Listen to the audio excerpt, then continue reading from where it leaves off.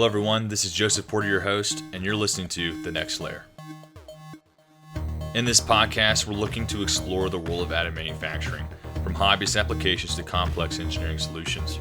Our focus is to not only learn about the current state of the market, but where it is going and how individuals like you and I can take part in these trends. We'll be interviewing hobbyists, engineers, and scientists, discussing new techniques, applications, technology, and discovering what the future of additive manufacturing will entail.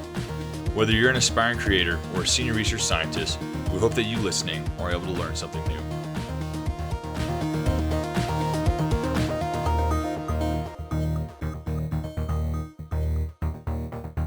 We'd like to thank our sponsor, MarketList.com, for making this episode possible. MarketList is an online contract bidding platform for additive manufacturing where local manufacturers have access to a wider range of work that they can bid on, and clients can receive offers that best fit the needs of their project. If you're interested in saving time and money on your next 3D printing project or taking on more clients for your business, stop by MarketList.com. The link is in the show notes. In today's episode, I have Brent from Softworks on to discuss 3D printing. In it, we discuss his journey thus far in 3D printing and how he got started a few years back. We talk about what exactly Softworks is, working with the Wounded Warrior Project, how someone can get involved with 3D printing in austere environments, where Brent sees the market going, and some key reasons to employ 3D printing. Thank you for listening, and I hope you enjoy this episode. So I've got Brent on today with me. Brent, tell us a little bit about yourself. Yeah, my name is Brent Kohlhofer. I'm the manufacturing engineer manager here at Softworks. I've been here since 2016.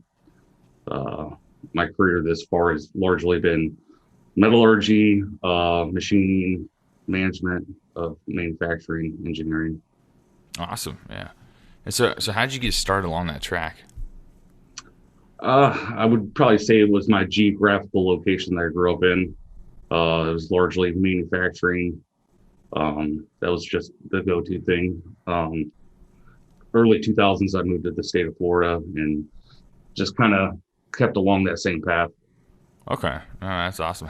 And so right now you're working for Softworks, and how did you get into that interaction, starting there? So that's, I actually, I seen a speech from a gentleman that was associated with Softworks early on in the infancy back in 2015. And I actually had seen a job posting shortly thereafter, which I applied for, and I've been here since. Ah, very cool. Okay. And so you mentioned you worked in metallurgy and manufacturing. And so how did you make the transition then from working in those areas to additive manufacturing, or when was that first interaction between those two? So my first interaction was here at Softworks. In our infancy, we were partnered up with an additive manufacturing team that was solely funded by SOCOM, 3D printers, 3D scanners, and that was my first exposure. So roughly about 5 years now. Okay. And did you find that to be an easier transition into working with 3D printers with your background and all the manufacturing and metallurgy? Oh yeah, like immediately. I mean, it enables you to fail fast. By that, I mean, if you have an idea or a design that you can just implement and have it printed within an hour, instead of machining something that, programming could take the better part of half a day. Just, proof of concept. So. Oh yeah, no, I totally agree. So you said you worked a little bit as a machinist as well, then with that metallurgy work? Oh yeah, absolutely. That's awesome. Yeah, because I've worked at a couple different labs, and we've had these amazing machinists. I was up at Brookhaven National Lab, and this guy, we'd point out something optical, and he'd say, "Hey, I need this to attach to this," and then the next morning, before I even got into work, there was a perfectly machined aluminum part that would work every single time, to an optical degree. I never understood how it works. So I just have a lot of respect for the machinists out there, and that work is there's some impressive work you can do with lathes and drill presses. I mean, this guy didn't have a huge shop or anything either, so I seriously have no clue how you put those things together. But no, I agree though with when it comes to additive manufacturing, it allows you to fail fast. I think that's a key point there, that you can really try out your ideas, but also iterate very quickly over them. Versus taking the time to machine it, do all the drawings, get to the manufacturing shop, get those machined out, and then finally figure out if it works or not. Yeah, absolutely. I totally agree. It's been a huge vital tool here that we use on a continuous basis. Largely what we do with any 3D printing is proof of concept. We'll go ahead and put the design CAD file on there, get it printed out, and make sure it works before we actually physically machine it out of aluminum, titanium, so on. Oh So, wow. Okay. And so for the listeners who don't know, how would you describe Softworks? SOFWERX is a very interesting place. It's a platform designed to increase collaboration for US SOCOM. We've been in a partnership agreement since 2015 with SOCOM. It's all open collaboration. It's, they got their hands in all types of stuff from technology to, data scientists to what we do in the foundry, which is additive manufacturing. And of course, your traditional metallurgy machining. It's all proof of concept, like rapid prototypes. Is largely what we do. Okay, and does this kind of function in the same way that AFWorks moves along, or is it part of SOCOM itself, or does it operate as a separate entity? So AFWorks was actually designed after us. We were the Oh, initial hub. Um, they do some additive manufacturing there to the degree I'm not entirely certain, but it's to my knowledge that we're the only hub currently that has the capability that we have in the foundry, which is a complete machine shop, welding shop, additive manufacturing, 3D scanners, 3D printers. So okay, yeah. So that's what I was wondering what the difference was. Because when I started reading into Softworks, I noticed you guys, yeah, had the foundry and also videos on how to do different projects of like what is soldering or what is 3D printing and all the capabilities there. Versus I feel like AppWorks is more of a vehicle for SBAR, if that makes sense. yeah, that makes Okay. full sense. Yeah. Okay, and so the Softworks also operate in that space of kind of the interaction line between the government and private entities about SBIR contracting. Yes, correct. Oh, okay, that's really cool. So you guys get like kind of like the cool side of both worlds there, acting as a vehicle for SBIR, but also being able to do a lot of the work yourself too. That's awesome. Yeah, it's a really rewarding position. It's always something different. Largely, when you get into any kind of manufacturing, it's almost a bit of a cookie cutter. It's repetitive. This is anything but that. Um, well, the whole concept is open collaboration, rapid prototyping, and hit the ground running and get off to that project and get on to another one as soon as possible. That's super cool. And so with that, what are some of the cooler or like different or your favorite projects that you've worked on at Softworks? Oh, they've all been cool and extremely rewarding. Here within the last few years, we've been supporting the Warrior Games, Care Coalition, disabled veterans. All those projects are extremely rewarding, of course, Mm. to be able to give back to the community. And then, so with that, is that with additive manufacturing, working with the Wounded Warriors? Yeah, yeah. So we've had all types of projects from retrofitting paddle boards with pontoons for disabled veterans, uh, small 3D prints for archery in the Care Coalition Warrior Games. I think currently we're at about 150 active completed projects with the Care Coalition, um, as well as other veterans as well. Okay, and so what exactly is the Care Coalition? Care Coalition, it's all adaptive sports for disabled veterans, the Warrior Games. Oh, okay. Wow. Okay, so you guys are working on wow. So for archery for that as well. So what Oh does yeah, that I look mean like? it's Yeah. complete games. I mean it's archery, shot put, bike races, you name it. So anywhere we can support, do our best to do that. So Jeez. Okay, that's really cool. I didn't realize that was a thing. So it's actually really good to know about. A really interesting application for 3D printing as well to be able to enable that for a lot of those who gave a lot, in service to the country. yeah, absolutely. And I definitely encourage you to look up SoftWorks on YouTube and go to our website, softworks.org. which, there's videos and stuff highlighted that we have actually completed for some of the veterans out there. Stuart DePaulo over there in California is a pretty memorable one. We helped him, we retrofitted a shoulder rest. It's basically a quick release for archery because he only has use of one arm. He only has one eye. So for him to be able to complete in those games, we came up with something pretty clever. And yeah, I definitely encourage you to look at any videos, and any listeners out there to watch the videos as well. Yeah, I'll definitely have to look into those, and I'll put this in the show notes as well, so people can have that quick access to that. Yeah, thank you for sharing that. Absolutely. So when it comes to, I guess, working with those that are like say overseas or something like that, like additive manufacturing, like in a lab-based sense, is not exactly the first thing that I think of, when I'm thinking about guys on the ground, especially like the soft guys. So what does I've kind of see things like austere 3D printing is a thing. Like what does austere 3D printing mean, and why would that be a need overseas? Yeah, so it's my understanding that they're actively using 3D printers in austere locations. It's not the ideal setting because there's quite a bit of dust, dirt. But yeah, I mean, I would imagine it's the same reasons and usability that we have here at SOFWERX is it's all proof of concept. No idea or design is going to be the best one right off the gate, and for them to be able to just throw it on there, see if it works, and eventually, manufacture it out of metal or something like that would be ideal. So, Okay, so this is kind of just like operating at like forward operating bases or places like that, just kind of needs on the ground for the warriors there. yes, correct. Okay, that's really cool.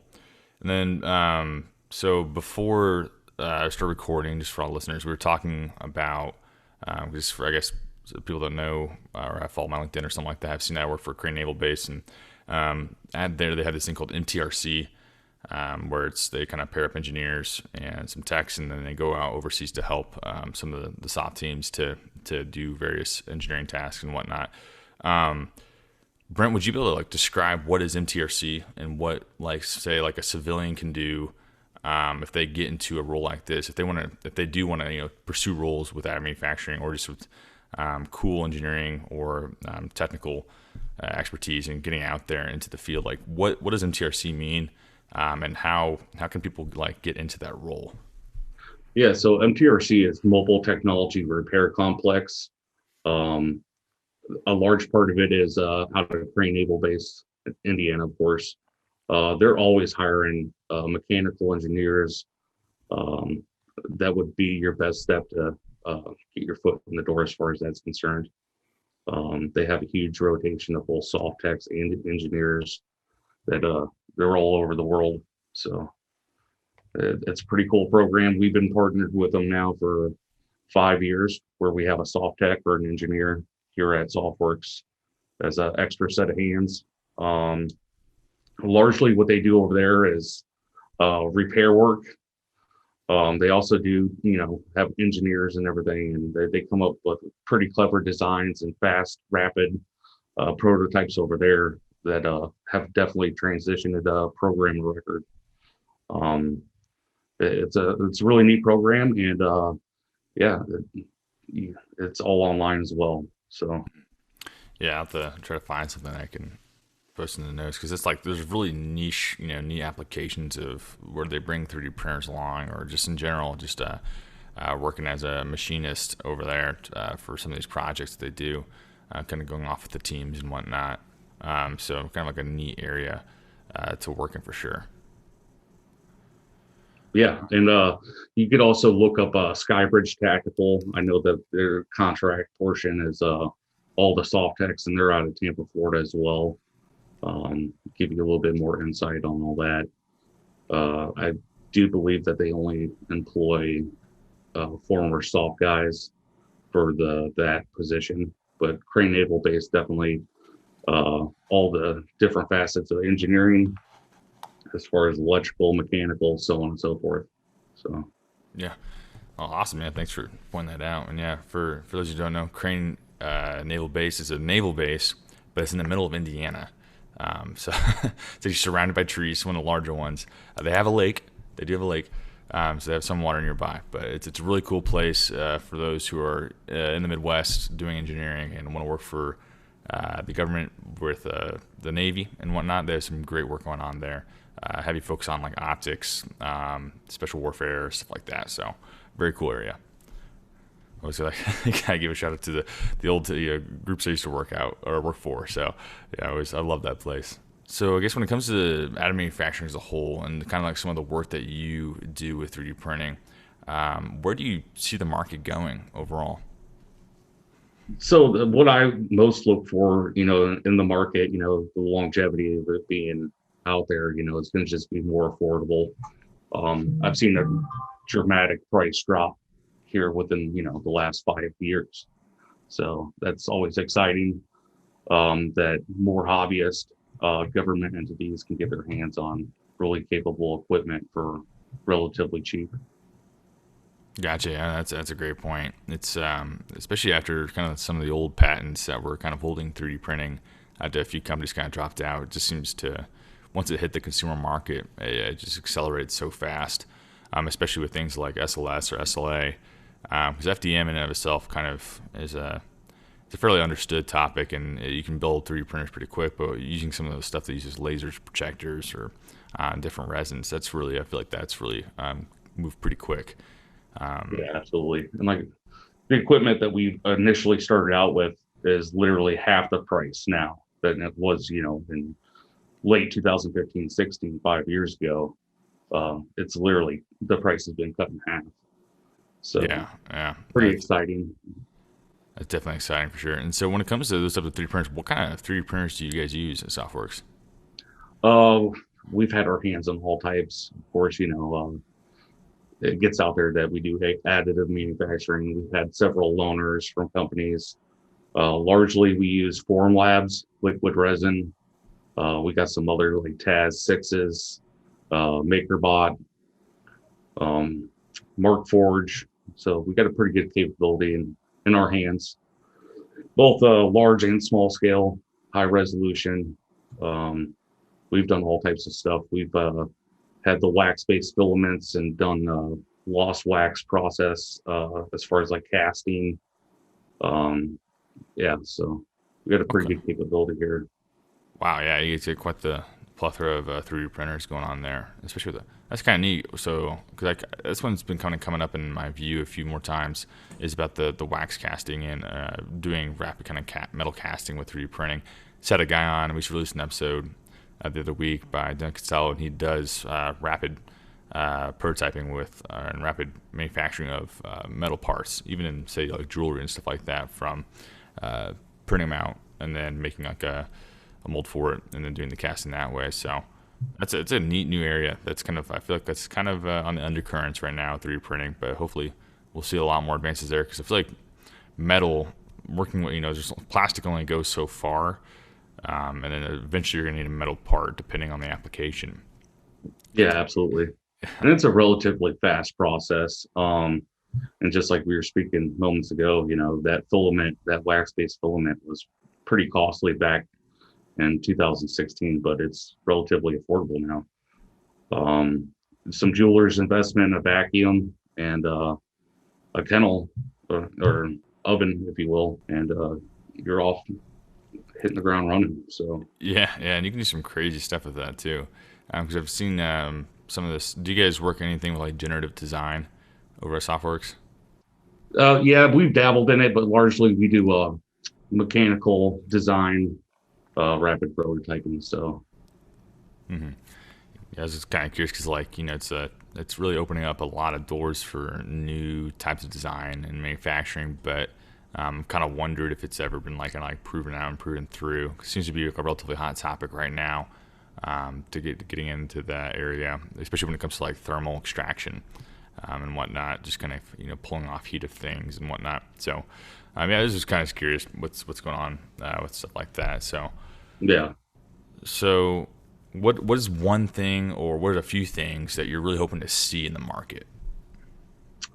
Oh, just like before, affordability. I would love to get our hands on some kind of metal 3D printer. They're still up there in cost. Oh, for sure. Yeah, those things are so expensive, but their things are also very cool to see those working through. Because it's just once I think they can get metal down and a few other materials, I think we can. I think progress is just going to shoot through the roof of like what quality metal 3D printing is. So Yeah, well, absolutely. yeah, because I feel like they just kind of once again like plastic once again only goes so far, and FDM printers, especially just with the way they lay out the plastic, has that shear on the sides. If you hit it wrong, it'll pop right in half or something. And so hopefully we see a little bit, yeah, definitely increase in the metal 3D printing world. So over your time of being because you have an interesting perspective here, having been working in metallurgy and as a machinist as well, and then also working in 3D printing, is there any tips or lessons learned from say the machining world that apply very well to 3D printing that you kind of see is missed by say mechanical engineers or 3D printing techs? No, but I would say it's nice to see life on the other side of the fence, and by that, being an engineer, to actually be able to print something out that you can actually hold in your hands and see your design, you know, off paper, if you will, Mm-hmm. is it's pretty important, uh, and it's helped us out tremendously here. Mm-hmm. Mm-hmm. And so I guess in that area, I guess any other just like general tips or anything like that when it comes to 3D printing itself, whether it be like FDM or SLA? No, like I said, we've used all types of filament, flexible filament, wax based, uh, you name it. They all have their applications, and I would encourage anybody to go out there and see what capabilities are out there and just to utilize it. Well, awesome. Brent, so where can we find out more about you or Softworks or what you're working on? Yeah, so like I said earlier in the podcast, I encourage everybody to go to softworks.org, sign into our ecosystem, and you can find out everything there, as well as YouTube, social media, so on and so forth. Brent, this is awesome. Thank you so much for giving us a bit of your time here. I know you guys all at Softworks are super busy, especially with the supporting of the Warfighter and especially within that supporting the soft community. The work you guys are doing is amazing. Thank you so much for doing that for everyone. So with that, once again, thank you so much for your time, and I hope you have a wonderful rest of your day. Absolutely, and thanks for having us on. Thank you for tuning in to this week's episode of The Next Layer, a podcast for all things 3D printing. If you really enjoyed this episode, we ask that you please share it with all your friends, subscribe, and leave us a review. Thanks again, and we hope to see you at The Next Layer.